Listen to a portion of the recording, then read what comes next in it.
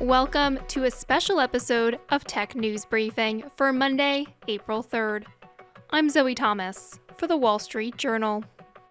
You've probably been hearing a lot about artificial intelligence. AI seems to be everywhere these days. Google, Meta/Facebook, Microsoft are in a race to introduce new artificial intelligence systems. The AI race for search, it's on. The artificial intelligence company OpenAI unveiled ChatGPT 4. It's the photo editing app that's taken over social media, Lensa AI. It's not the first time AI has promised to shake up our world, but something about this moment does seem to be different. Generative AI is changing the game, and maybe a lot of other things too. We at Tech News Briefing wanted to know more, so we've launched this series airing Mondays in April called Artificially Minded to look at what's new now and what it means for AI's future and our own. But first, to understand what's going on with artificial intelligence and generative AI, we need to start with some basics, because how AI works and what it can do is complicated. So today, we're going back to school. Joining me to break down AI 101 is WSJ science reporter Eric Niiler. Hey Eric, thanks for joining me. Hey, it's great to be with you. So I want to deal with the basics today. When we talk about AI, what do we even mean?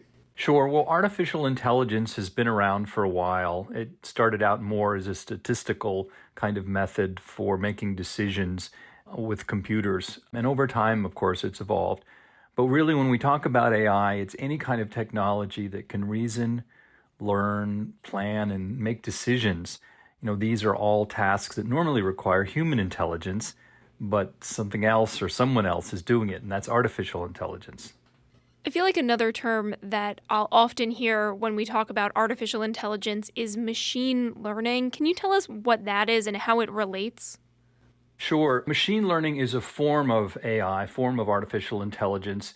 And instead of being programmed to do a specific thing, maybe check the temperature and give a reading or go and search for a couple things and come back, it can actually learn to do a specific task on its own. It's learning by figuring out patterns in data and also inference. If this is so, then this must be so, if we add these two things together. So examples of machine learning, for example, Uber and other car sharing apps use this to predict the demand for drivers and passengers. And also machine learning is also used in the medical field to identify and predict cancer tumors by looking at medical scans, maybe early detection of these tumors or medical problems. So it is just learning the way we would learn. If one thing happens, then another thing might happen. Is that right? Yeah, imagine associations, and there are also different ways you can train an algorithm. An algorithm is like a little program, right? So you can train it with reinforcement. You did a good job. Here's a little stick, or you get more data for your training. And when we talk about training, these programs need big amounts of data. So example, let's say a facial recognition program. In order to get it accurate, you're going to need large numbers of people's faces so that the program can tell differences and it can make matches and so forth. Or if the program is designed to look at medical scans, for example, the larger number it has to get trained on, the more accurate it's going to be. So the training happens first. And then once it's the person that's written this program feels that it's accurate enough, then it's going to do it on its own. If we're thinking about the generative AI tools that people maybe have tried out now, is this kind of how something like ChatGPT learns to respond, "I'm fine," when you ask how it's doing? Yeah, it's funny. What ChatGPT does is look at vast amounts of text, and it sort of learns from that text. It assimilates this into something called a large language model. This is another form of AI that is employed by ChatGPT. So it doesn't have knowledge like we do in our brains, but it has the ability to process language really fast and really deep ways of making associations between your question and maybe a question that's been asked somewhere else or something it's read in a book or on a website to come up with an answer. So just like students, it's learning, what's in books so it can respond with them. It's getting treats like stickers or whatever the computer equivalent is of a sticker if you get something right in school. Eric, another term that I feel like I've heard associated with artificial intelligence is neural network. What is that? So our brain is made up of neurons that are connected, brain cells, right? And it does processing. It doesn't do it from the top down. It sort of has these little places where processing happens with language, with mathematics, with music, with faces. And so a neural network is a computer program that sort of mimics that. So a neural network can identify images, patterns, text, facial expressions by working on several levels and also several nodes of processing. And again, that's why they use the term neural network, because it's a little bit like how our brain works. A lot of people will have heard of, potentially tried out ChatGPT or maybe an AI art generator. There's more and more options for people to try their hand at this. But AI has been around for a while. Can you just tell us some places that we might have interacted with it just in our daily lives that we haven't thought about?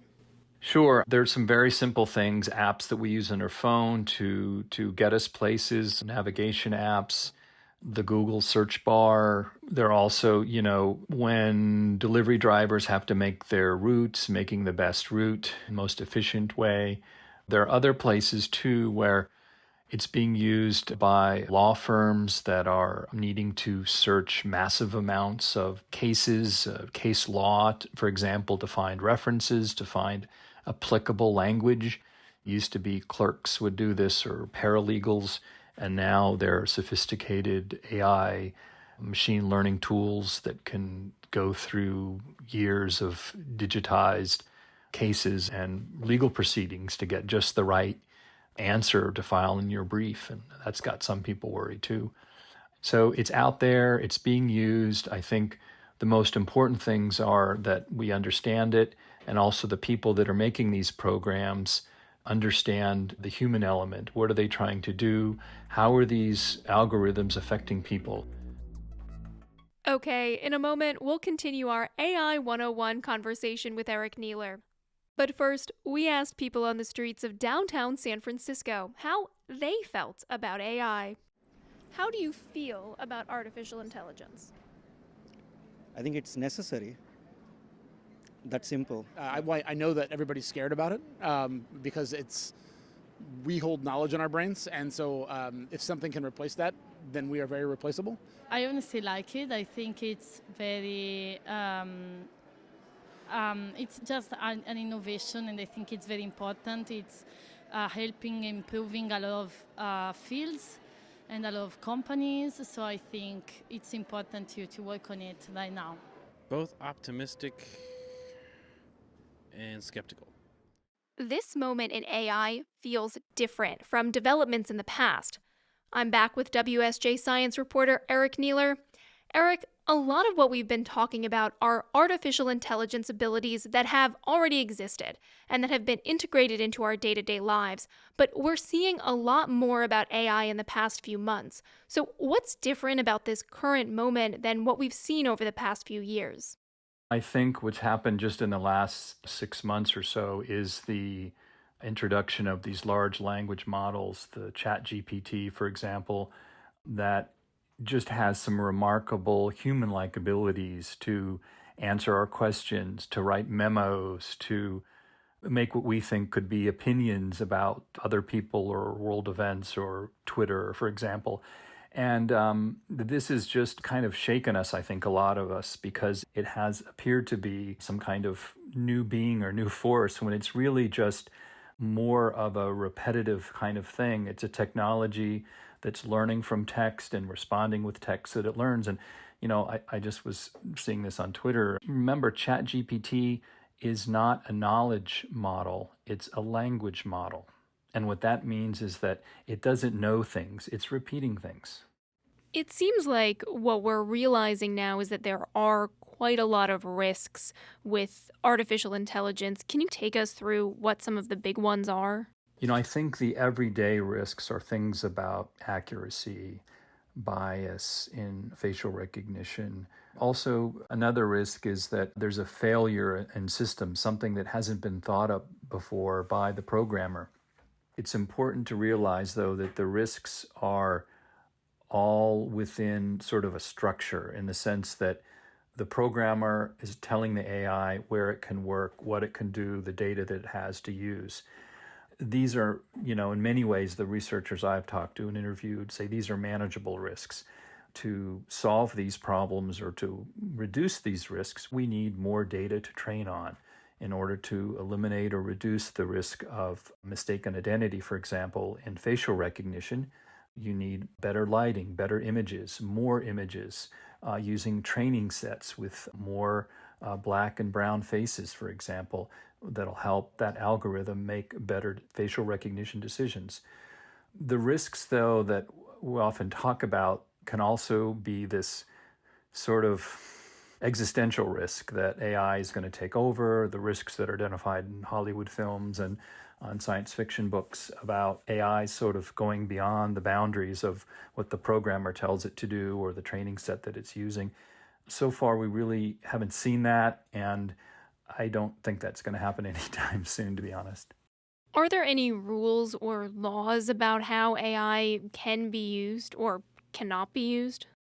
Here in the United States, there really aren't that many rules governing AI. We have seen attempts to restrict or limit its use by law enforcement agencies in various states and cities. On a federal level, no, we're not seeing it.